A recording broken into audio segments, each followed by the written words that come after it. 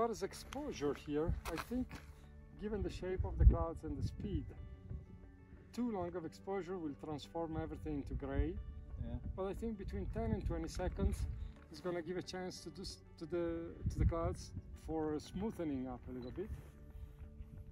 I tried 11 seconds, I tried 23 seconds, and I like them both. So anything in between there works for me.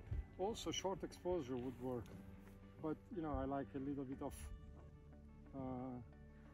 softening the edge of the clouds. So not too long, probably. I don't think in the minutes for now is going to be a good idea. But if the clouds get a little shapelier, then we can definitely go for long.